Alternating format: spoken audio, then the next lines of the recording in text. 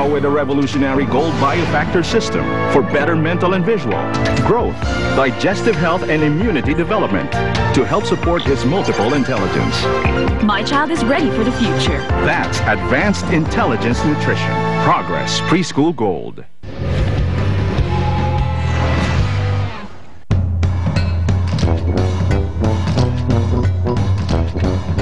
Kung sa ibang tao, we've done the thing ito. Naku, may mga ibang tao naman, iba ang kanilang nararamdaman kapag ginagawa naman ito. Bakit? Panoorin mo. Nakadapa. Mga kamay sa tagiliran. At mga binting tuwid na tuwid. Kahit sa ang surface na may papatungan, pinapatulan sa ngalan ng picture-picturan.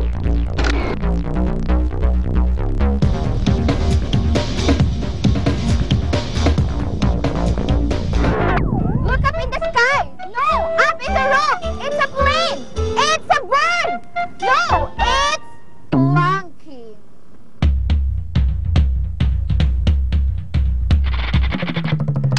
Alam niyo ba na ang planking ay mula sa salitang plank o tabla ng kahoy na tuwid at pahaba? Kung kaya't ang forma ng katawan tuwing nagpa-planking ay mukhang diretsong kahoy lang.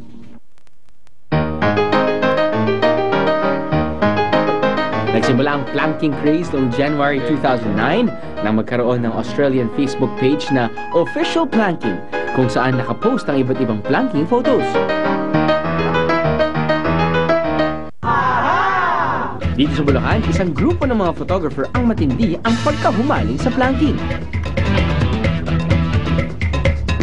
Biluin nyo, kahit sa balsa, sa tumatakbong tricycle, at maging sa kalsada, pumaplanking sila.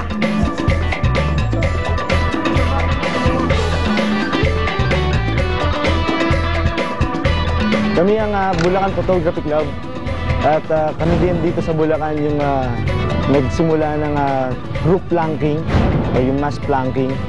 Astig kasi, saka para ma-post din sa Facebook.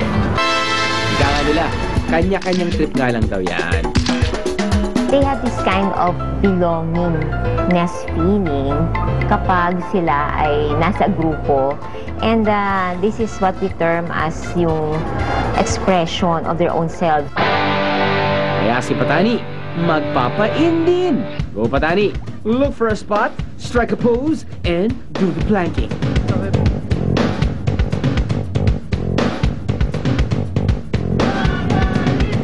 Dapat talaga na i-share nila ako. Kasi nakakapagod kaya itong planking, nakakagawin sa kamay. Tsaka nakakatakot sa babag, daming sasakit, baka mahulinig ako. Kung hindi mo ininda ang init ng araw sa pagplanking sa ibabaw ng bubong, matagalan mo kaya ang amoy ng mga isda? Ito yung buko na sa bangos! Ito ang planking sa market. Paano na lang pag lahat ng namamalingki, nagpla-planking?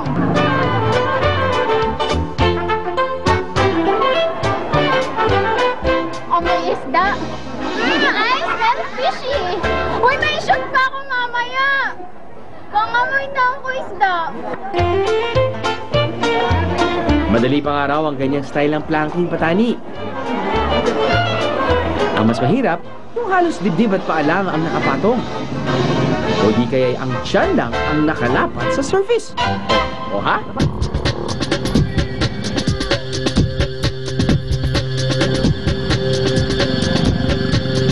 Bago nag-planking si Patani at ang mga Bulakenyong plankers, pina-check muna namin ang kani-kanilang blood pressure. Lumalabas na pagkatapos mag-planking, nagkaroon ng pagtaas ng kanilang BP. Yung blood pressure, dalawang values yan, di ba? Tulad dito, 110/70. Yung 110, yun yung sinasabing systolic. Yun yung nagko-contract yung puso niya. Ngayon, yung 70 is the diastolic. Yan naman yung pag nagre-relax yung puso. So, it tells us about how our heart functions as a whole. Habang nagagamit ang muscle sa planking, mas tumataas daw ang pangangailangan ng katawan para sa oxygen. Kaya para mapunan ito, nagpapump ng mabilis ang puso para magkaroon ng increase in blood flow. Kailangan lang daw magpahinga sandali para bumalik ulit sa normal ang blood pressure. Ayun naman pala. Pero teka, nasaan na naman si Patani?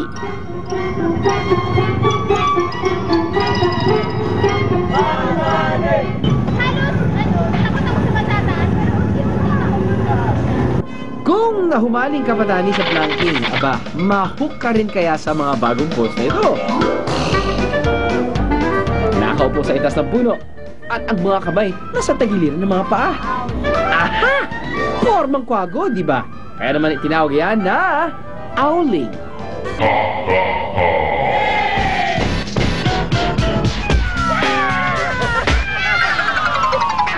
Simula, tatayo ka lang, Tatayo. tapos graceful ka lang na upo. Yan. Tapos mo, pwede mo hindi.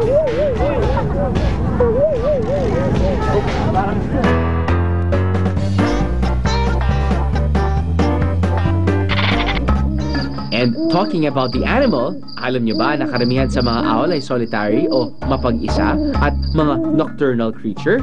Ibig sabihin, gising sa gabi at tulog sa umaga. So sit like an owl, look at the camera, and smile.